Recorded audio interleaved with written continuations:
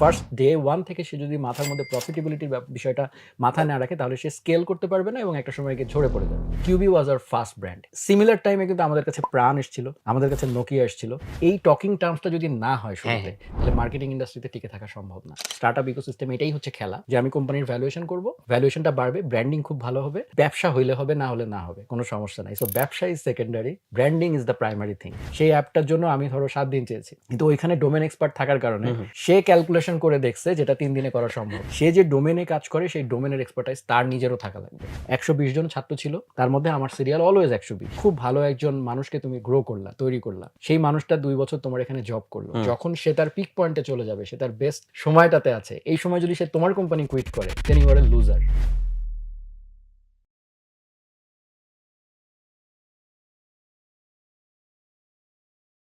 প্রিয় দর্শক, আসসালামু আলাইকুম। স্বাগত জানাচ্ছি গল্পগ্রাফির নতুন পর্বে। আজকে আমাদের সাথে অতিথি হিসেবে আছেন সুমিত সাহা। আসসালামু আলাইকুম ভাইয়া। ভাইয়াকে আমরা অনেকে চিনি হচ্ছে লার্ন উইথ সুমিত চ্যানেলের থ্রুতে। আমার নিজেরও কিন্তু ভাইয়ার কনটেন্টের সাথে পরিচয় এই চ্যানেলের মাধ্যমেই, এবং আমার যতদূর মনে আছে যে 2021-এর দিকে ভাইয়া এটা শুরু করেছিলেন। 2020-এ 20-এর দিকে। আচ্ছা। আর এছাড়াও ভাইয়া কিন্তু হচ্ছে অ্যানালাইজেন বাংলাদেশের ফাউন্ডার অ্যান্ড সিইও। সো ওই বিষয়টা নিয়েও আজকে আমরা ভাইয়ার সাথে একটু আলাপ করব। সব মিলিয়ে ভাইয়ার কাছ থেকে আমার আসলে অনেক কিছু জানার আছে। আমার নিজের অনেকগুলো প্রশ্ন আছে। তার সাথে, সাথে আপনারা যে জিনিসগুলো সচরাচর আমাদের কাছ থেকে জানতে চান, যে বিষয়গুলো আপনারা ভ্যালু অ্যাডিং মনে করেন, সেই রকম কিছু প্রশ্নও আমরা সেট করে রেখেছি। সেগুলো নিয়ে আমরা ভাইয়ার সাথে আলাপ করব।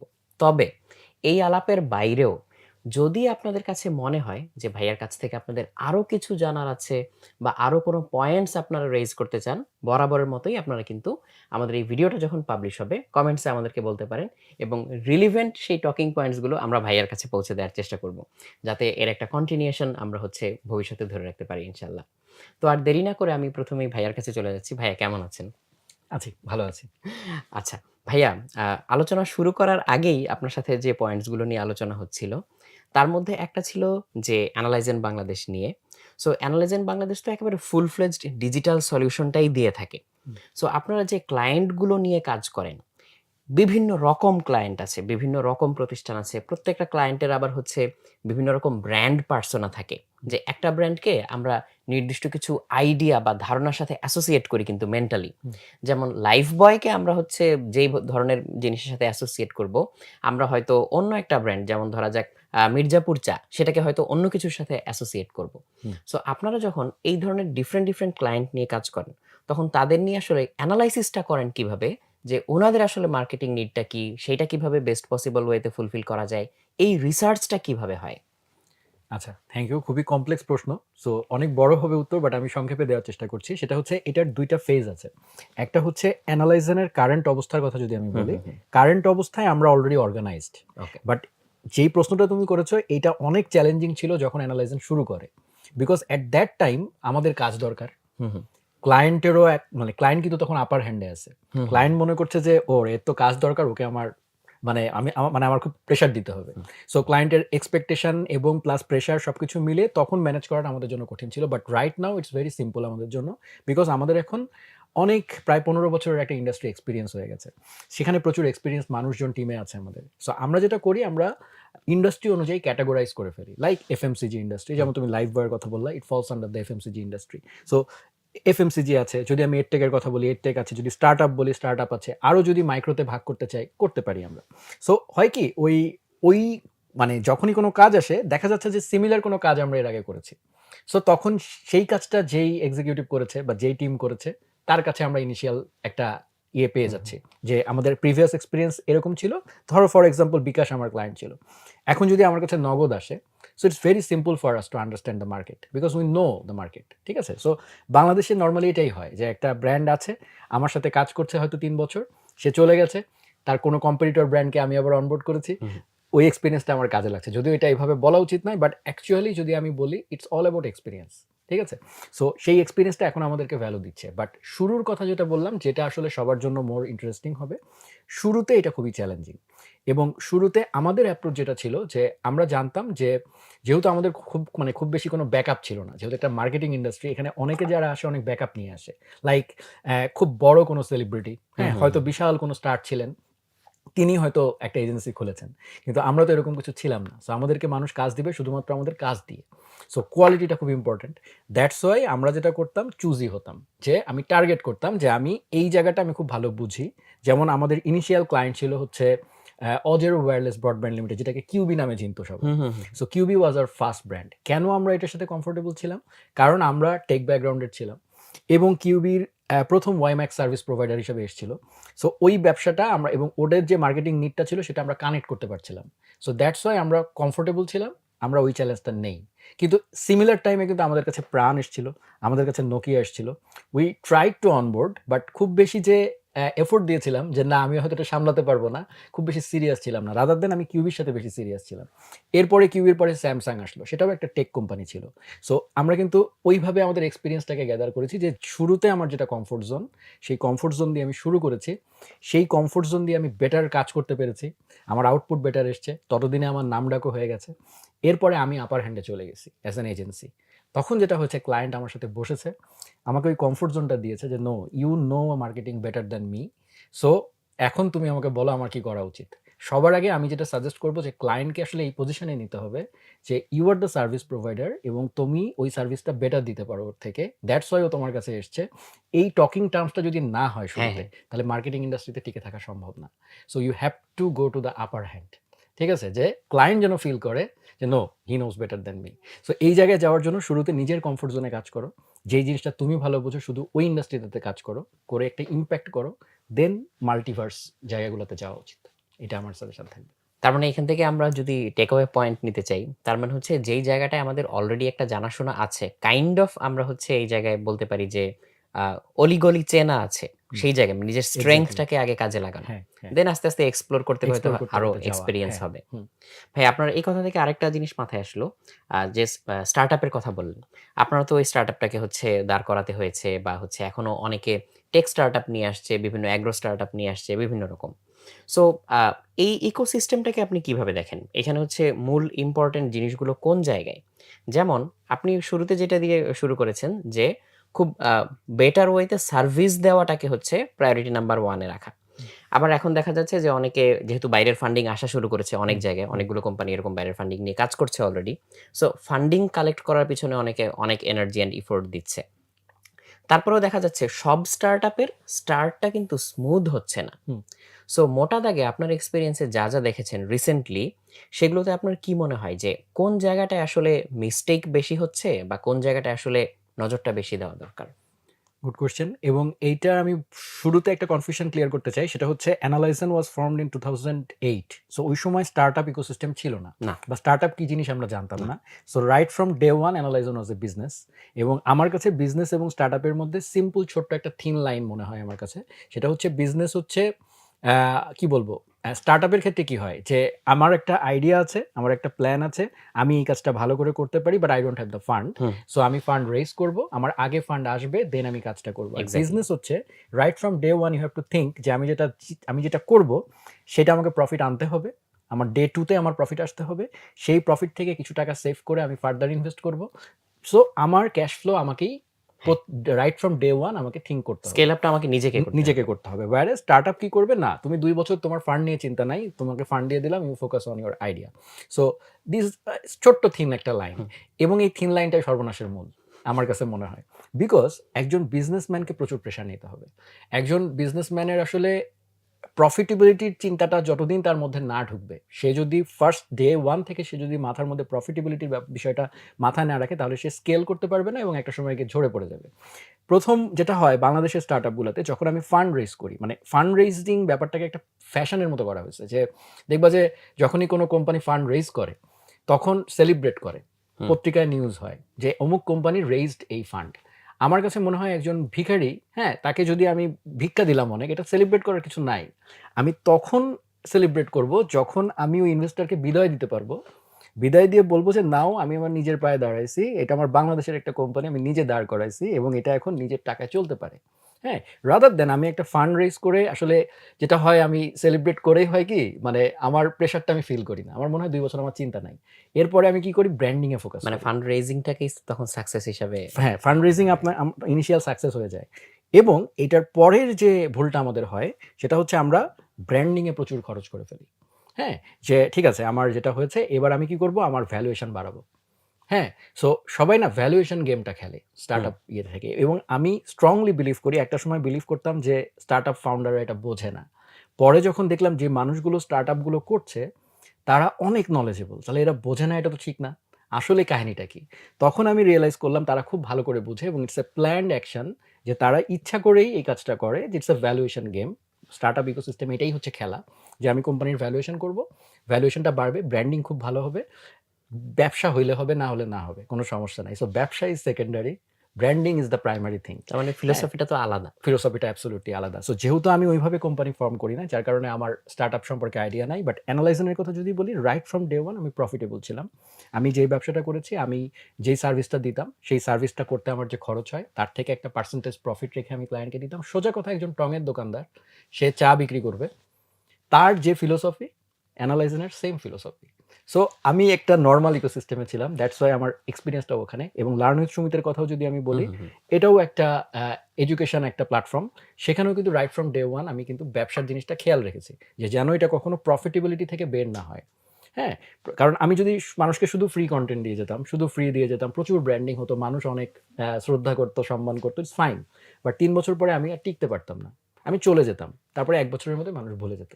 হুম, কি লাভ হতো? কয়জন মানুষকে ইমপ্যাক্ট করতে পারতাম আমি? রাদার দ্যান আমি যদি এটার একটা প্রফিটেবল মডেল রাখি, তাহলে যেটা হবে আমি ফ্রি পেইড এর একটা কম্বিনেশন রাখতে পারবো। তাতে যেটা হবে আমি বেশি কনটেন্ট দিতে পারবো। বেশি মানুষের কাছে পৌঁছাবে, বেশি মানুষের কাছে ইমপ্যাক্ট যাবে। ঠিক আছে? সো আমার একটা জিনিসই সাজেশন থাকবে যারা স্টার্টআপে আসতে চায়, তারা স্টার্টআপ হ্যাঁ, তাদের কাছে ফান্ড না থাকতে পারে। শুধু এই জায়গাটায় তারা স্টার্টআপের থিওরি ব্যবহার করুক যে আমি ফান্ড রেইজ করেছি। But should write from day one focus করতে হবে যে আমার ইনভেস্টরকে আমি কবে বিদায় দেব। যদি এটা আমার গোল থাকে, আমার টার্গেট থাকে, হ্যাঁ? যে আমার ইনভেস্টরকে প্রপার এক্সিট দিব আমি। আমি বলছি না যে তাকে মানে একদম অসম্মানিত করে বিদায় হুম, করা। হুম, আমি হুম। সেটা বলছি না। আমি বলছি যে সে তার যে মূলধনটা ওখানে দিয়েছে, সেটাকে আমি প্রপারলি তাকে সুদে আসলে তাকে বুঝিয়ে দিয়ে just like Google।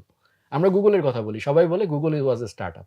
But actually আমাদেরকে দেখতে হবে Google Sun Microsystems-কে কত তাড়াতাড়ি বিদায় দিয়েছিল। হুম, হুম। সেটা আমাদেরকে জানতে হবে। যে তার পারপাস সার্ভ করে সুদে আসলে টাকা পৌঁছায় দিয়ে, "ভাই তুমি এবার বিদায় নাও। আমার কোম্পানি ডান। তুমিও খুশি, আমিও খুশি। এখন আমরা চালাই।" সো যদি এই গোলটা আমার থাকে তাহলে কোনোদিনও মানে মেক্সিমাম স্টার্টআপ সাকসেস দেখবে। আমার কাছে মনে হয়। So profitability is the main thing. এটা মাথায় রাখা উচিত। ভাইয়া এইটা থেকে আরেকটা প্রশ্ন মাথায় আসলো। এই যে এই জার্নিটা, entrepreneurship এর যে জার্নিটা। সো entrepreneurship এই জিনিসটাকে আপনার কি মনে হয় যে এটা কি স্কিল নাকি ট্যালেন্ট? আ মানে এটা কোচেবল কিনা? যে কারো মধ্যে এই জিনিসটা ঢুকানো যাবে নাকি? খুবই কমপ্লেক্স প্রশ্ন। মানে আচ্ছা, এটার উত্তর দেওয়াটা খুবই টাফ। বাট আমি বলব ইটস মোর অফ স্কিল। আচ্ছা। হ্যাঁ? ট্যালেন্ট ডেফিনিটলি ট্যালেন্ট কিছু মানুষের থাকে। যেমন একজন স্টার্টআপ মানে একজন আমি স্টার্টআপ ভুলে যাই। আমি যদি ফাউন্ডার এর হুম, কথা হুম, বলি বা একজন এন্টারপ্রেনিউর এর কথা বলি, তার মেইন স্কিল এর মধ্যে কয়েকটা জিনিস পড়ে। একটা হচ্ছে people management skill. Hmm, hmm. This is the fundamental thing তার থাকতে হবে। হ্যাঁ? বিকজ সে তো সব কাজ একা করবে না। Because say impossible. এন্টারপ্রেনিউর উদ্যোক্তা, তার আন্ডারে অনেক মানুষ কাজ করবে। তার ১ম স্কিল লাগবে পিপল ম্যানেজমেন্ট স্কিল। সেকেন্ড জিনিসটা যেটা লাগবে সেটা হচ্ছে সে যে ডোমেইনটাতে কাজ করে, হতে পারে সেটা একটা সফটওয়্যার কোম্পানি, সেটা হতে পারে কোনো একটা ই-কমার্স ফার্ম। সে যে ডোমেইনে কাজ করে সেই ডোমেইনের এক্সপার্টাইজ তার নিজেরও থাকা লাগবে। অনেক স্টার্টআপ ফাউন্ডার মনে করে আমি তো আ মানে কিছুই জানি না এটা নিয়ে। আমি শুধু ব্যবসাটা বুঝি। কিন্তু আমি ডোমেইন নলেজ আমার নাই। তাহলে হবে না। যেমন আমি যদি অ্যানালাইজেশন এর কথা বলি আমাদের ক্ষেত্রে, আমাদের কিন্তু ডোমেইন নলেজ ছিল। আমরা কিন্তু এখনো কিন্তু বসে কোনো একটা অ্যাডভার্টাইজ কনটেন্ট যাচ্ছে। হুম, হুম। আমার যে এডিটর বসে কাজ করছে, বিইং দ্য কোম্পানি সিইও বা ফাউন্ডার, আমি কিন্তু যখন যাওয়ার সময় দেখি যে ওইখানে কোনো একটা ভুল মনে হচ্ছে আমার কাছে, আমি ওখানে বসে পড়ে এডিটরের মধ্যে ঠিক করে দিয়ে চলে যাই। সো ফলে কি হয়? যেই ব্যক্তিটা কাজটা করছে, সে একটা ইয়ে পায় যে আমার কোম্পানির যিনি ফাউন্ডার আছেন, তিনি এই ডোমেইনে এক্সপার্ট নলেজ আছে তার এবং আমি এখানে তাকে গন্ডু বুঝাইতে পারব না এবং আমার মাথার উপরে এমন কেউ একজন আছে, ঠিক আছে? যে যার কাছে আমি আসলেই গ্রো করতে পারব। হ্যাঁ, আদারওয়াইজ আমি যদি শুধু বলি, এটা আমি জানি না, তুমি তোমার কাজ করে আসো।" এইটা আসলে আমার কাছে কেন জানি মনে হয় will not work in the long run। ঠিক আছে? আমাকে ফাউন্ডারকেও আসলে ইনভলভ হইতে হবে। হুম। প্রত্যেকটা কাজে দেখতে হবে এবং ডিটেইলসে যেতে হবে এবং ওইখান থেকে পিপল ম্যানেজমেন্টটা আসে। ওই মানুষটা তখন আমার কোম্পানি ছাড়বে না। মানে সে তখন ফিল করবে আমার যে আছে সে আমার গার্ডিয়ানের মতো আছে। যে আমার আসলে গ্রোথেও হেল্প করছে সে। কাজ আমি বুঝতে পারছি না, আমার কাজটা করেও দেয়াতেও হেল্প করছে। কিভাবে করলে বেটার হয়। সো ও না মানে মানে তোমার সাথে কানেক্টেড হয়ে যাবে। হ্যাঁ? সো মানুষকে ধরে রাখাও কিন্তু একটা বিশাল স্কিল বর্তমান সময়ে। ইটস আ ভেরি হাইলি মানে কম্পিটিটিভ একটা ওয়ার্ল্ড। সেখানে একজন খুব ভালো একজন মানুষকে তুমি গ্রো করলা, তৈরি করলা।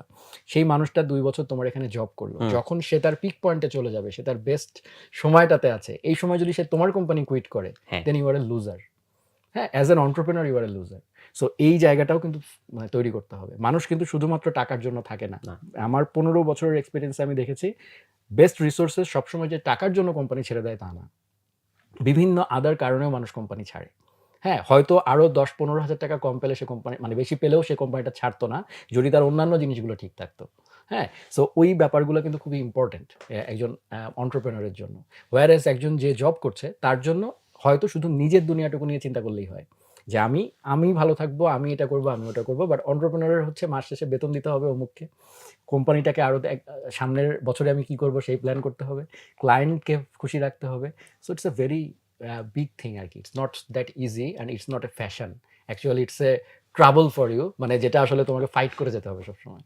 এইভাবে নিতে হবে। ভাইয়া মানে জাস্ট আপনার এক্সপেরিয়েন্স থেকে জিজ্ঞেস করি যে, এরকম কোনো সিচুয়েশন কি আমাদেরকে বলতে পারবেন যে, কোনো একটা ক্লায়েন্টকে নিয়ে কাজ করছেন, বাট সেটা হয়তো খুবই চ্যালেঞ্জিং ছিল বা হুম। খুবই ডিফিকাল্ট ছিল, আউট অফ দি অর্ডিনারি ছিল, এরকম? এরকম তো প্রচুর ছিল। হুম? আচ্ছা। যেমন সবচেয়ে চ্যালেঞ্জিং যদি আমি মানে বলবো আমি সেটা হচ্ছে এখন নাম বললে সমস্যা নাই। সেটা হচ্ছে বিকাশ। বিকাশের সাথে আমরা দীর্ঘদিন কাজ করেছি প্রায় ৩ থেকে ৪ বছর এবং বিকাশের ১ম অ্যাপ, 2nd অ্যাপ ২ টাই আমাদের লঞ্চ করা ছিল। সো আমার দৃষ্টিতে যতগুলো ক্লায়েন্টের সাথে আমি বাংলাদেশে এখন পর্যন্ত কাজ করেছি, bKash is the most dynamic company out there. Even failed GP. আমি পার্সোনালি বলব যে জিপির থেকেও মোর ডায়নামিক মনে হয়েছে আমার কাছে এবং এখানে আসলে রিয়েল কাজ হয়। মানে এখানে যেই ব্যক্তিগুলো মানে নরমালি আমরা দেখেছি যে ক্লায়েন্ট এন্ডে অ্যা নলেজের কিছু গ্যাপ থাকে। হুম, হুম, যেমন হুম। যেমন আমি যদি Facebook এর কথা বলি, Facebook মার্কেটিং এর কথা বলি বা আমি যদি Google এর অ্যাডভার্টাইজিং মানে আমাদের যে Google AdSense অ্যান্ড এভরিথিং অন্যান্য SEO and other things এইগুলো কিন্তু কিছুটা নলেজ লাগে ক্লায়েন্ট এন্ডেও। বা আমি একটা সফটওয়্যার দিব তাকে। ধরো আমি মার্টেক অনেক প্রোডাক্ট বানাই, আমরা সলিউশন দেই। লাইক ধরো চ্যাটবট সলিউশন দিচ্ছি বা কোনো একটা ক্যাম্পেইন হচ্ছে সেখানে মাইক্রোসাইট যাচ্ছে। এই প্রসেসগুলো কিভাবে হয়, হ্যাঁ? এট লিস্ট এই ধারণাটা কিন্তু ওই পাশে থাকা লাগবে বিকজ এই কাজগুলো মানে একটু এক্সপার্টিস প্রয়োজন হয়। সো যে কাজটা দিবে তারও কিছুটা ডোমেন নলেজের প্রয়োজন হয়। সো ক্লায়েন্ট এন্ডে এখন দেখবা যে বড় কোম্পানিতে ডিজিটাল এজেন্সিকে রিক্রুট করার জন্য একটা ডিজিটাল টিম থাকে আলাদা। যারা যেন প্রপার ডিজিটাল এজেন্সি রিক্রুট করতে পারে। যেন তাদের কাজটা ভালো হয়। সো তারা আসলে যেন দেখলে বুঝতে পারে। এখন যদি আমি এমন একজন থাকে যে না ওইখানে একজন লোক আছে সে হচ্ছে জাস্ট বুঝে নিবে কাজ। কিন্তু সে কিছুই জানে না হুম, কাজে। হুম, হুম। সে শুধু জানবে যে আমি এত টাকা দেই তোমাকে, তুমি এটা আমাকে সুদে আসলে তুলে দিবা। কিন্তু প্রসেসটা কিভাবে না হয় এটা যদি না জানে তাহলে ও আনইউজুয়াল ফিডব্যাক দিবে। যেই ফিডব্যাক গুলো আসলে মানে কমপ্লিট করতে গেলে আমার প্রজেক্টটা নষ্ট হয়ে যাবে। সেটা সে হয়তো বুঝতেছে না। সো ওই পাশেও কিন্তু একটু নলেজের প্রয়োজন হয়। যে জিনিসটা আমি বিকাশে মারাত্মকভাবে দেখছি যে এক্সপার্ট টিম সেখানে আছে। সলিড টেক টিম আছে একটা। It's a tech company. As it is a tech company a solid tech মানে টেক একটা ওদের একটা বেসমেন্ট আছে। যে তুমি চাইলেই ওখানে যে একটা আজে-বাজে প্রোডাক্ট দিয়ে আসবে ওদেরকে ইটস নট পসিবল। ঠিক আছে? সো প্রচুর মানে ওরা নিজেরাও প্রচুর এফোর্ট দেয় কাজটাকে ভালো করে করার জন্য। সো আমার মতে এরকম জিনিসগুলো করতে গিয়ে আমি চ্যালেঞ্জেস ও প্রচুর আসবে। Like deadline. ধরো আমাকে একটা সফটওয়্যার মানে কিছু একটা বানাতে বলা হয়েছে বা অ্যাপ বানাতে বলা হয়েছে। সেই অ্যাপটার জন্য আমি ধরো ৭ দিন চেয়েছি। কিন্তু ওইখানে ডোমেইন এক্সপার্ট থাকার কারণে হুম, হুম। সে ক্যালকুলেশন করে দেখছে যেটা ৩ দিনে করা সম্ভব।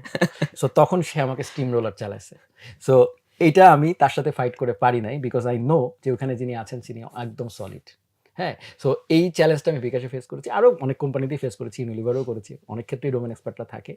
সো তার মধ্যে বিকাশে আমি বলব মানে মেনশন করব আলাদা করে যে ফেসড আ লট অফ মানে চ্যালেঞ্জেস আরকি। ভাই আপনি তো এনালাইজিং শুরু করেছেন 2008 এ। হুম। আর লার্ন উইথ সুমিত শুরু করেছেন 2020 তে। সো ওই সময় এসে কেন মনে হলো যে এইটাই স্টার্ট করা দরকার বা এই জিনিসটাই করা দরকার? ওই আর্জটা আসলে মানে কোত্থেকে তৈরি আচ্ছা, হলো? আর্টসটা হচ্ছে একদম অনেস্ট কথা হুম, বলি। হুম, হুম। সেটা হচ্ছে আর্টসটা আসলে আমার অ্যানালাইজিং এরও আগে এটার প্রতি ছিল। আচ্ছা। ব্যাপারটা ছিল যে আমি তো আল্টিমেটলি একজন সফটওয়্যার ইঞ্জিনিয়ার বা প্রোগ্রামিং নিয়েই আমার আসলে শেখা পড়া। আর আমি নিজেকে এন্টারপ্রেনিউর বলি ইজ অ্যাক্সিডেন্টাল এন্টারপ্রেনিউর। ঠিক আছে? যে আমি কোনদিন এন্টারপ্রেনিউর হওয়ার জন্য আসলে কিছু করি নাই। আমি শুরুতে ফ্রিল্যান্সিং শুরু করেছিলাম। ফ্রিল্যান্সিং করতে গিয়ে দেখলাম যে ক্লায়েন্ট বেশি। সো এটাকে সামলাইতে গেলে আমার একটু কয়েকজন লোকটোক দরকার। তখন কয়েকজন লোকটোক নিলাম। তারপরে চিন্তা করলাম কয়েকজন লোক নিয়ে গিয়ে তো কয়েকদিন সামনে যেতে পারবো না। তখন একটা কোম্পানি করি। এইভাবে কিন্তু স্টেপ বাই স্টেপ গেছে। সো এখন যেটা হয় স্টার্টআপ এর কথা যেটা বলছিলাম, ফার্স্টেই মনে করে আমার একটা বিশাল কোম্পানি আছে। This is the first mistake. এবং তারপরে যেটা হয় যে আমার এখন বিশাল কোম্পানি আছে, ইউ বিলিভ ইট। হ্যাঁ? আর আমরা হচ্ছে বিশাল কোম্পানি যে আছে এটা বিলিভ করছি 2015 বা 14 তে যেয়ে। ঠিক আছে? সো এই যে একটা সবসময় আর্জ থাকা যে আমাকে বড় কোম্পানি হতে হবে যে in a natural process, in a natural way, সেইটা অনেক ক্ষেত্রে আমাদেরকে হেল্প করছে ইন এ ইয়ে। আর আরেকটা যেটা বললা কেন দেরিতে?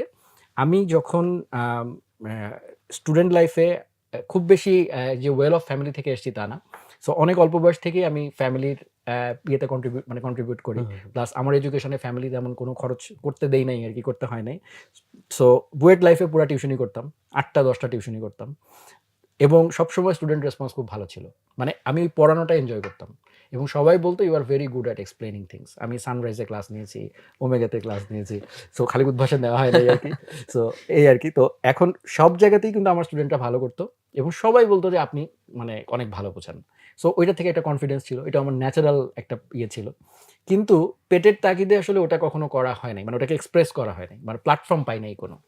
এবং নিজে ওইটার জন্য যে প্ল্যাটফর্ম দিব ওই লাক্সারিটাও ছিল না। কারণ আমার মানে ফাইন্যান্সিয়াল অবস্থাটা অত ভালো ছিল না। সো আমার দরকার ছিল তখন একটা আগে নিজের পায়ে দাঁড়ানো, নিজের পায়ে দাঁড়ানো। সো নিজের জন্য সময় দিতে গিয়ে 15 বছর চলে গেছে আরকি। ঠিক আছে? অ্যানালাইজেশনটা দাঁড়িয়েছে, কমেছে। তারপরে যখন কোভিড টাইমস আসে 2020 এ, এটাও অ্যাক্সিডেন্টাল। এগেইন বলব।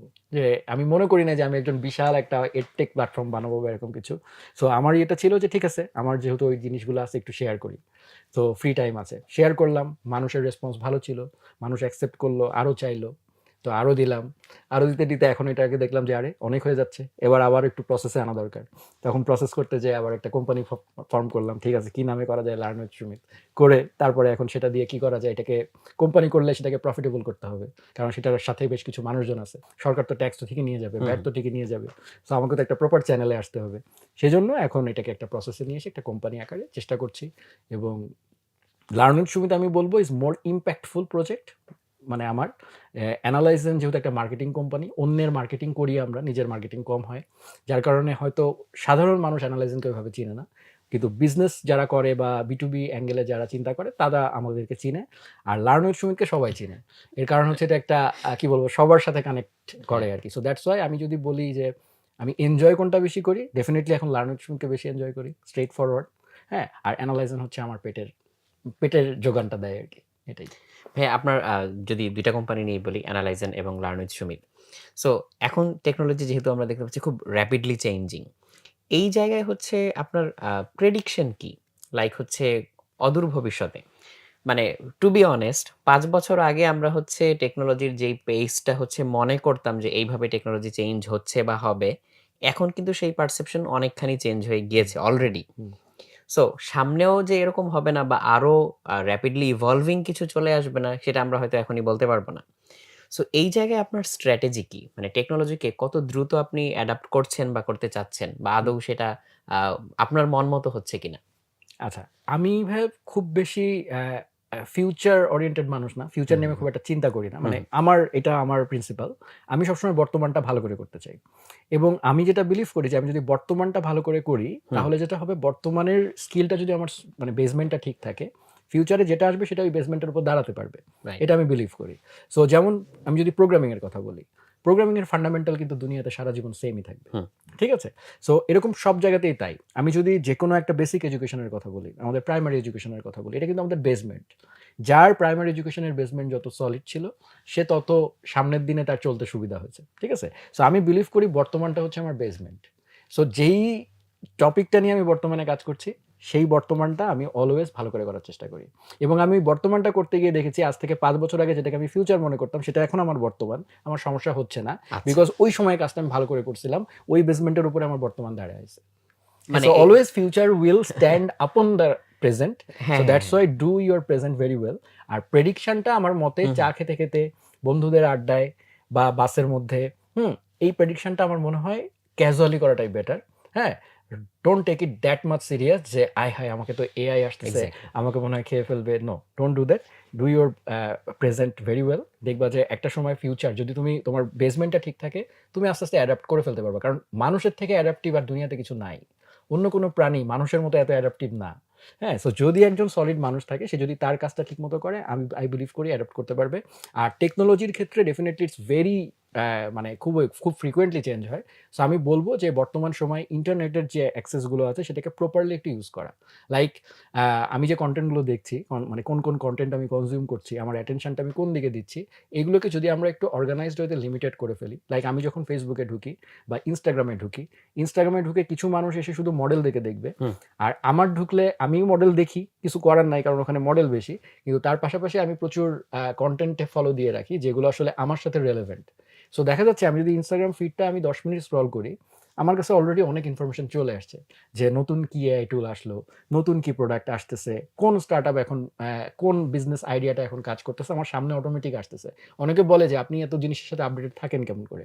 আমি মনে করি যে আপডেটেড থাকি না ভাই। এগেইন আমি ওই বর্তমানে ফলো দিয়ে রাখছিলাম। হুম, হুম। মানে যখন আমার সামনে আসছে, বাহ এই কনটেন্টটা ভালো, ওইটা আমার বর্তমান, আমি ফলো দিলাম। এর পরবর্তীতে ও আমাকে ফিউচারে আরো কনটেন্ট দিচ্ছে, সেই কনটেন্টগুলো আমি কনজিউম করছি। সো আমি কিন্তু অটোমেটিক সোশ্যাল মিডিয়ার মাধ্যমেই আপডেটেড আছি। হুম, হুম। ঠিক আছে? তো সোশ্যাল মিডিয়াকে এই পারপাসে ইউজ করাটা আমার কাছে মনে হয় খুব বেটার একটা জিনিস যে অলওয়েজ আপডেটেড থাকা যায়। লাইক আমরা কিন্তু এখন কেউ নিউজ পেপার পড়ি না। আমরা কি নিউজ পেপার পড়ি? আমরা কিন্তু সব ফেসবুক থেকেই নিউজগুলো নিয়ে নিতে পারি। আমরা নিউজ ইভেন ইভেন চ্যানেলগুলো ফলো নিউজ করে রাখি। মিডিয়াগুলো এখন অনেক বেশি অনলাইন বেসড। অনেক বেশি অনলাইন দেখবা যে একটা নিউজ তারা আর্টিকেল পোস্ট করার সাথে সাথে ফেসবুকে শেয়ার করে হুম। এবং অধিকাংশ মানুষ ওখান থেকেই কনজিউম করে।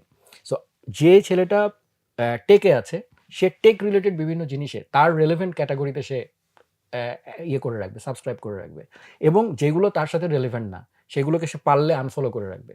যেমন আমি নেগেটিভিটি আনফলো করে রাখি। যেমন প্রচুর মানুষ আছে যাদেরকে আনফ্রেন্ড করে দিলে তারা মাইন্ড করবে, কিন্তু আমি তাদেরকে আনফলো করে রাখি। হ্যাঁ, যেন আমার নিউজ ফিডে না আসে। যদি আমি দেখি যে নেগেটিভিটি, যেটা আমার কাছে মনে হচ্ছে যেটা আমার কোনো কাজে আসবে না, ঠিক আছে, সকালবেলা উঠেই যদি আমি দেখি দেশ রসাতলে গেল, দেশ গোল্লায় গেল, এই কথা যারা সারাদিন বলে যাচ্ছে, ওই আবার বিদেশে বসে, ঠিক আছে? দেশে না বসে বিদেশে বসে বলে যাচ্ছে দেশ রসাতলে গেল। সো এই জাতীয় মানুষকে আমি আগে আনফলো করি। কারণ আমি জানি যে, যে মানুষটা দেশে থেকে কোনো ইমপ্যাক্ট করতে পারে নাই, দেশের বাইরে যেয়ে পারে সে আসলে দেশের সমালোচনা করেও কিছু করতে পারবে না। সে সারা জীবন হাই, হাই করে যাবে। সো এই মানুষকে দেখলে আমার নেগেটিভিটি আসবে। আমি নিজেও ভালো কিছু করতে পারব না দেশের জন্য। So let's unfollow. সো এই যে আনফলোটা করছি, এটা কিন্তু একটা অ্যাকশন আমার। হুম, হুম। এই আনফলোটার কারণে আমি স্ক্রল করতে আমার একটু কয়েক সেকেন্ড আজে-বাজে জিনিস কম আসবে। ওই সময়টা আমার ভালো জিনিস আসবে। ঠিক আছে? ভাইয়া, এখন যে প্রশ্নটা মাথায় আসলো আপনার কথা থেকে সেটা হচ্ছে মানে একদম ডিরেক্টলি হয়তো এটার সাথে রিলেটেড না, বাট সামহাউ লতায় পাতায় রিলেটেড।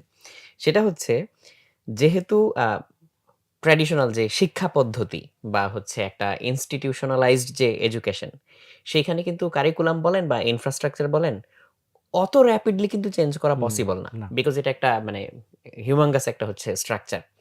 বাট জব মার্কেট বলেন কিংবা হচ্ছে এখন কারেন্ট টেকনোলজিক্যাল ইউজ এর কারণে যত ধরনের এই অ্যাক্টিভিটি গুলো আমরা ইকোনমিক অ্যাক্টিভিটিতেও অনেক রকম চেঞ্জ কিন্তু অনেক দ্রুত আসছে।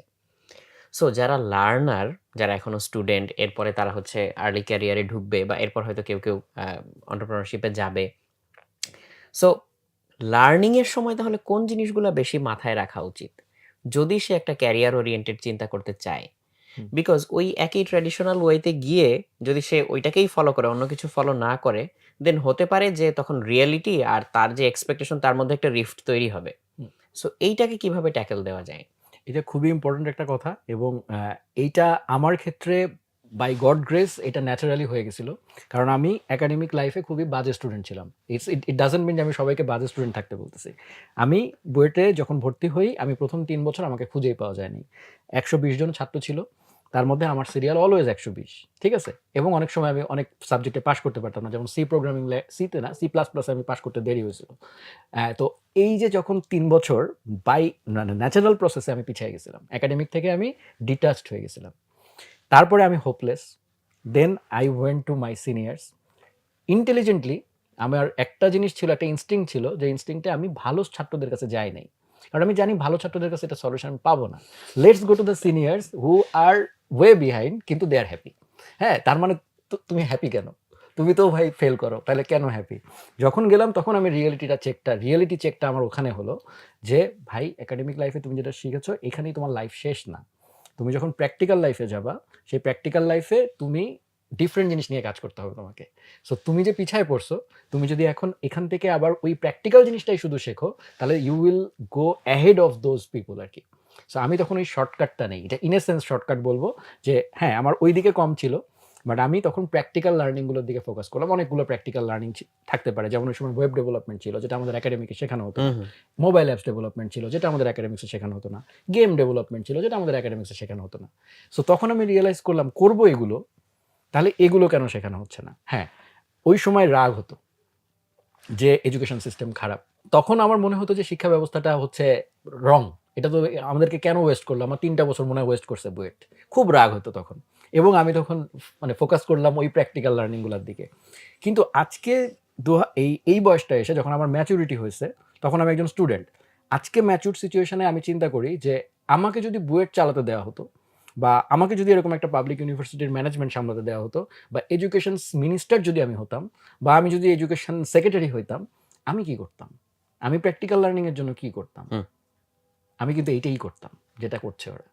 ডেফিনিটলি দেয়ার অবশ্যই ইমপ্রুভমেন্টের সুযোগ আছে, বাট এর মানে এই নয় যে ওইখানে যে সিস্টেমটা আছে সেটা একদম ইউজলেস। ডেফিনিটলি ওইখানে একটা ইকোসিস্টেম আছে, ঠিক আছে, যেটা আমার ফাউন্ডেশন তৈরি করে। ডেফিনিটলি আমার স্যাররা হয়তো বোঝাতে পারেন নাই। হ্যাঁ, তো এক্সপ্লেনেশন ক্যাপাসিটি সব স্যারের থাকে না, বা সবার থাকে না। হ্যাঁ, যেমন অনেক গুড স্টুডেন্ট যে ভালো এক্সপ্লেন করতে পারবে তা না। সো এখানে এক্সপ্লেনেশন ক্যাপাসিটিটা খুবই ইম্পর্টেন্ট একজন টিচারের কাছে। সো সেই জায়গাটা হয়তো মিসিং ছিল। আমরা বুঝতে পারতাম না অনেক কিছু। যেমন কি হয়, আমরা হয়তো ক্লাসে বুঝতে পারি না, আমরা হয়তো অমুক স্যারের কথা ভালো বুঝতে পারি, এখন অনলাইনে অনেক স্যারের কথা বোঝা যায়, তার কাছে গিয়ে আমরা একটু দেখে নিয়ে আসি। So no harm. আমাদের সময় এই অপশনটা ছিল না। আমাদের সময় প্রাইভেট পড়তে হতো, বা কোচিংয়ে যেতে হতো, বা এখন মানুষ অনলাইনে অনেক কিছু পেয়ে যাচ্ছে। সো আমি তখন ওই বুয়েটের উপর দোষ টোষ দিয়ে আমি প্র্যাকটিক্যাল লার্নিংয়ে ফোকাস করলাম। সো আমারটা হইলো কি, ন্যাচারাল প্রসেসে আমি প্র্যাকটিক্যালের সাথে কানেক্টেড হয়ে গেলাম। বাট যারা ভালো স্টুডেন্ট বা প্রপার ওয়েতে একাডেমিকটা শেষ করছে, তারা মনের সুখে খুব ভালো রেজাল্ট করে, প্রচণ্ড কনফিডেন্স আসে, এবং না চাইতেও একটা ইগো চলে আসে যে আমি তো খুব ভালো প্লেয়ার, আমি তো খুব ভালো স্টুডেন্ট, আমার তো কোনো টেনশন নাই। পাশ করার পরে যখন প্র্যাকটিক্যাল ফিল্ডে যায়, তখন তো তার ওই থিওরিটিক্যাল নলেজের সাথে কানেক্ট করতে পারে না, আবার ওই ইগোর কারণে বের হয়ে আসতে পারে না। মহাজালা। আর আমাদের তো ইগো ছিল না, ফেইল টু স্টুডেন্ট, কোনো সমস্যা নাই, যেখানে যাবা সেখানে ঢুকে যাব, ঠিক আছে, মানে অটোমেটিক হয়ে গেছে সবকিছু। সো আমার সাজেশন যেটা থাকবে সেটা হচ্ছে কারেন্ট কারিকুলামগুলা অনেক চেঞ্জ হয়েছে। যেমন আমি লেটেস্ট এখন লার্ন উইথ সুমিতের বিভিন্ন অ্যাক্টিভিটিসের কারণে যাওয়া লাগে বিভিন্ন জায়গাতে। আমি দেখেছি এখন কিন্তু প্রচুর কানেক্টিভিটি হচ্ছে। যেমন আমাদের বুয়েটে একটা সময় কোনো রকমের এক্সট্রা কারিকুলার কিছু ছিল না। লাইক আমি ওয়েব ডেভেলপমেন্ট শিখতে চাই, আমার কোনো ওখানে কোনো শেখার কোনো অপশন ছিল না। বাট এখন কিন্তু বুয়েটে একটা ল্যাব আছে, যেখানে যে আফটার স্টাডি মানুষ ওখানে যেয়ে কিন্তু অ্যাডিশনাল লার্নিং করতে পারে। সো এটা শুধু বুয়েটের কথা না, অন্যান্য সমস্ত ইউনিভার্সিটিতেই কি এখন প্রচুর কো-কারিকুলার অ্যাক্টিভিটিস হয়, হ্যাকাথনস অ্যারেঞ্জ হচ্ছে, হ্যাঁ, প্রচুর প্রোগ্রামিং কন্টেস্ট হচ্ছে, plus open inter university competition হচ্ছে, ক্যাম্পাস রিক্রুটমেন্ট হচ্ছে। তারপরে বিভিন্ন কোম্পানি লোক খুঁজে পায় না, তখন ক্যাম্পাসে যেয়ে বলে যে ভাই আসো, মানে কন্টেস্ট করছি, যে ভালো করবে সে আসো। সো এটা কিন্তু অটোমেটিক একটা ন্যাচারাল প্রসেসের চর্চা হচ্ছে। সো আমার সাজেশন থাকবে যে একাডেমিক পড়াশোনার পাশাপাশি ওই জিনিসগুলোতে 100% পার্টিসিপেট করা রাইট ফ্রম ডে ওয়ান। হ্যাঁ, এবং যেই সব কন্টেন্টগুলো অনলাইনে আসে, সেই কন্টেন্টের মধ্যে যেটা পজিটিভ কন্টেন্ট, ওগুলোকে কনজিউম করা উচিত। হ্যাঁ, কনজিউম করবো না আমি, মানে অনেকের একটা ধারণা হয়ে গেছে যে ফেসবুকে কোনো একটা ভিডিও দেখছি আমি, বা ইউটিউবে আমি একটা ভিডিও দেখছি, সেই ভিডিওটা দেখাটাই মনে পাপ, মানে অন্যায়। এটা অনেকে মনে করে। এটা কিন্তু না, অনেক গার্জিয়ানও মনে করে যে আমার ছেলে সারাদিন ভিডিও দেখে। বাট যদি সেই ভিডিওটা তার জন্য এফেক্টিভ হয়, যদি কোনো এডুকেশনাল কন্টেন্ট হয়, he or she should watch that. হ্যাঁ, যদি সেটা থেকে সে মানে কিছু নিয়ে যেতে পারে, কারণ প্রচুর ভালো কন্টেন্ট কিন্তু আছে। সো সারা পৃথিবীতে সবসময় নেগেটিভিটি এবং পজিটিভিটি ছিল প্রতিটা জায়গাতে, অনলাইন প্ল্যাটফর্মেও আছে। এখন যে এটাকে পজিটিভলি ইউজ করতে পারবে, সে পজিটিভ কিছুর দিকে যাবে, আর যদি সে নেগেটিভটাকে নিয়েই পড়ে থাকে, তাহলে সে নেগেটিভিটির দিকেই থাকবে। So it's very easy to actually wrap the negativity with a positive vibe, ঠিক আছে, এটা কিন্তু করা সম্ভব। সো আমি এটাই সাজেস্ট করব যে অনলাইন কন্টেন্টগুলো কনজিউম করা উচিত, যেগুলো ভালো কন্টেন্ট, প্লাস বিভিন্ন একাডেমিক অ্যাক্টিভিটিসের সাথে কানেক্টেড থাকা উচিত।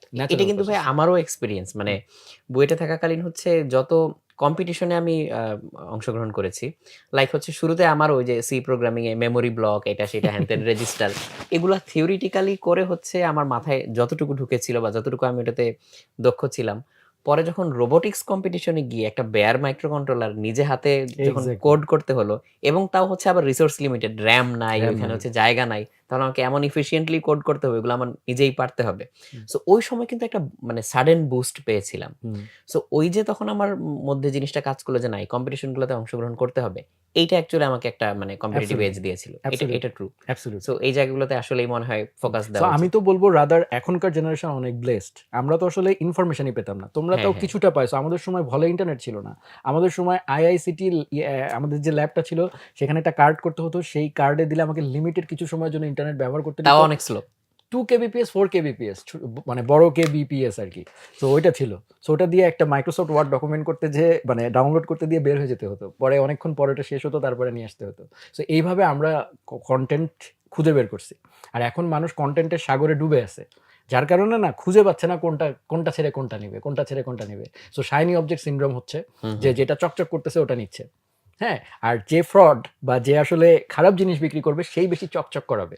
এটাও একটা ইয়ে আছে। মানে কি বলবো? এটা একটা এক ধরনের সাইকোলজি। মানে ইনেট হিউম্যান নেচার হ্যাঁ, এটা একটা। একটা হিউম্যান নেচার। আর যেই ব্যক্তি বিলিভ করে যে তার কনটেন্টে ভ্যালু আছে, সে কম্প্যারেটিভলি তার অ্যাটেনশনটা চকচকা বানাতে দিকে যায় না। ঠিক আছে?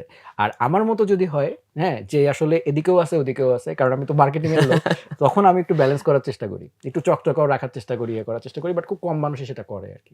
সো আমি সবাইকে সাজেস্ট করব যে ভালো এই মেন্টরটাকে খুঁজে বের করা উচিত। ১ জন বা ২ জন থাকতে পারে। করে তাকে তার কনটেন্ট গুলো কনজিউম করে ভ্যালু গুলো আসলে কালেক্ট করা উচিত। এবং এটাকে একটা ইনফরমেশন হিসেবেই মনে রাখা উচিত। নোটস গুলো নিয়ে রাখা উচিত যে আমি তো কিছু শিখছি আসলে তার কাছে।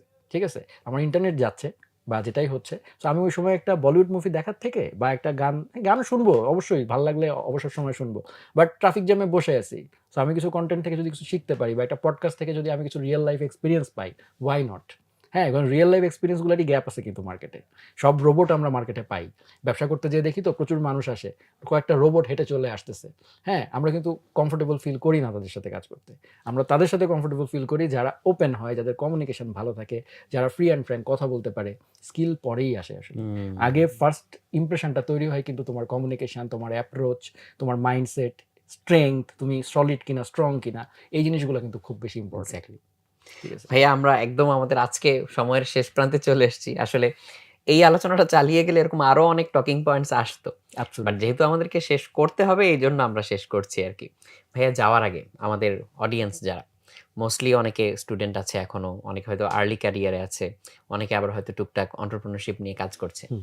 সো আপনার এই এন্টারপ্রেনিউরশিয়াল জার্নি থেকে যদি আপনি হচ্ছে বলতে চান যে আপনার সবচেয়ে শিক্ষামূলক ১ টা ২ টা পয়েন্ট বা এক্সপেরিয়েন্স, যেটা হয়তো কাইন্ড অফ আপনি বলতে পারবেন যে টার্নিং পয়েন্ট হিসেবে কাজ করেছে বা নেওয়ার মতো একটা শিক্ষা হিসেবে কাজ করেছে। এরকম কিছু কি আমাদের সাথে শেয়ার করতে পারেন? আচ্ছা, আমি যদি আমার লাইফের কথা বলি, আমার লাইফে একটা জিনিস সবচেয়ে বেশি সলিড ভাবে কাজ করেছে, সেটা হচ্ছে কমিটমেন্ট দিয়ে কমিটমেন্ট রাখা। এইটা হচ্ছে খুবই ইম্পোর্টেন্ট। হুম, সেটা আমি যদি বিজনেস করি আর আমি জব করি, হোয়াটএভার যেটাই আমি করছি, আমাকে কমিটমেন্ট দিয়ে কমিটমেন্টটা রাখতে হবে। আমরা যেই ক্লায়েন্ট অ্যাবসোলিউটলি। আমাদের কাছে একবার সার্ভিস নিয়েছে, অ্যানালাইজের কথা যদি বলি, একবার সার্ভিস নিয়েছে, সেই ক্লায়েন্ট শুধুমাত্র ফাইন্যান্সিয়াল ক্রাইসিস এ না পড়লে অ্যানালাইজেনকে সুইচ করে নাই। হ্যাঁ? মানে সে আসলে দিতে পারছে না টাকাটা বা সে হয়তো তার একটু কম খরচে যেতে হবে। তখন হয়তো সে চিন্তা করেছে যে ঠিক আছে আমি তাহলে আপাতত এটাতে যাচ্ছি। কিন্তু শুধু কাজের কোয়ালিটির কারণে কখনো আমরা ক্লায়েন্ট হারাইনি। এটা আমাদের একটা পজিটিভ থিং এবং আমাদের কমিটমেন্টের কারণে আমরা কখনো ক্লায়েন্ট হারাইনি। যে ক্লায়েন্টকে আমি বলেছি এটা ডেলিভারি করব কিন্তু আমি এটা ডেলিভারি করিনি। এরকম কোনো দিনও হয়নি। যার কারণে আমাদের সমস্ত ক্লায়েন্ট এইটুকু বিলিভ করে যে অ্যানালাইজেন যে সার্ভিসটা দিবে, অ্যানালাইজেনের কাছে গেলে আমি বেস্ট সার্ভিসটা পাবো। তাতে হবে কি আমার সবসময় আমি কোয়ালিটির দিক দিয়ে আমি কখনো কম্প্রোমাইজ করিনি। এই জায়গাটায় যদি কেউ সলিড থাকে সে সবসময় টিকে যাবে। হ্যাঁ? এবং আরেকটা সেকেন্ড পয়েন্ট আমি যেটা বলব সেটা হচ্ছে শর্টকাট এভয়েড করা। হ্যাঁ? লিপস অ্যান্ড বাউন্স মানে আমি লাফ দিতে গেলে সমস্যা। যেমন আমার একটা ক্যারিয়ার পাথ আছে। হ্যাঁ? যদি আমি একজন জব হোল্ডারের কথা বলি, ফার্স্ট এ জবের কথা বলি, তারপরে এন্টারপ্রেনিউরশিপ এর কথা বলি। হু, হু। আমি মার্কেটে প্রচুর এরকম মানুষ দেখতে পাই যে আমার এখানে ধরো জব করছে ৳২৫,০০০ তে। তাকে অফার করা হলো আরেকটা কোম্পানিতে একবারে ৳75,000। ঠিক আছে? সে হিউজ মনে লিপ। করলো আমার হিউজ ক্যারিয়ার জাম্প। সে ঠাস করে ওখানে চলে গেল। এই ঘটনাটা ঘটেছিল জিপির সাথে। এটা যখন আমরা বুয়েটে ২০০৮-৯ এর দিকে তখন এই দুর্ঘটনাটা ঘটেছিল। জিপি এরকম ম্যাসিভ ভাবে এরকম কিছু ইঞ্জিনিয়ার্স রিক্রুট করেছিল। সো পরবর্তীতে তারা কিন্তু বিপদে পড়ে গেছিল। কারণ তারা মার্কেট রেটের থেকে বেশি টাকায় তারা আসলে ঢুকে পড়েছিল। এরপরে যখন সুইচ করার সময় এসছে, তখন তো মার্কেটে অন্য কোম্পানির কাছে যেতে হবে। তখন যেটা হয়েছে সেই কোম্পানি ওই প্রাইসে ওটাকে নিতে চায়নি বিকজ আপনার ইম্যাচিউর গ্রোথ হয়েছিল। হুম। সো অ্যাকচুয়ালি আপনি 30,000 টাকার মানুষ, মানে কাজ করার যোগ্য মানুষ, আপনাকে তো আর 8,000 টাকায় কেউ নিবে না। ঠিক আছে? সো এই লিপস অ্যান্ড বাউন্সটা করা যাবে না। আমার মতে সিঁড়ি দিয়ে স্টেপ বাই স্টেপ যাওয়াটা বেটার। তাতে আমার ক্যারিয়ার গ্রোথটা একটা গ্রাফটা সবসময় এরকম হবে। আদারওয়াইজ এরকম হবে। ঠিক আছে? এইটা করা যাবে না। এরকম হলে অনেকে ফল করে যায়। মানে উঠতে পারে না আর পরে। সো শর্টকাট এভয়েড করা এবং কমিটমেন্ট দিয়ে কমিটমেন্ট রাখা। এই ২ টা প্রিন্সিপাল যদি কেউ ফলো করে, সেটা জব হোক, এন্টারপ্রেনারশিপ হোক, I think most of the কেসে সাকসেসফুল হবে। অসাধারণ, অসাধারণ ভাইয়া। মানে আমি রিকোয়েস্ট করব দর্শকরা যারা এই পর্যন্ত ধৈর্য ধরে দেখেছেন, মনোযোগ দিয়ে দেখেছেন, নিজের কাছেও যদি কমিট করতে চান, এট লিস্ট এই ২ টা পয়েন্ট আমাদেরকে হচ্ছে মানে জাস্ট কমিটমেন্টটা রাখার জন্য, একটা মেন্টাল কমিটমেন্ট রাখার জন্য কমেন্টে লিখে দিতে পারেন। যে হচ্ছে কমিটমেন্ট দিলে কমিটমেন্ট রাখা এবং হচ্ছে শর্টকাট এভয়েড করা। শর্টকাটের প্রতি আমাদের একটা মানে ইনেট একটা লোভ আছে কাইন্ড অফ বলা যায়। ফ্যাসিনেশন এটা। ফ্যাসিনেশন আছে। সো সেইটাকে হচ্ছে এভয়েড করার জন্য। তো প্রিয় দর্শক অনেক ধন্যবাদ আপনাদেরকে আমাদের সাথে এই সময়টুকু কাটানোর জন্য। ভাইয়াকে অসংখ্য ধন্যবাদ। ইনভ্যালুয়েবল কিছু লেসন আমরা আসলে ভাইয়ের কাছ থেকে আজকে পেলাম। সো ইনশাআল্লাহ আশা করব এটা আমরা এই কন্টিনিউশনটা আমরা রাখতে পারবো। সবাইকে আবার অসংখ্য ধন্যবাদ জানিয়ে আজকে আমরা বিদায় নিয়ে নিচ্ছি। আসসালামু আলাইকুম। আল্লাহ হাফেজ।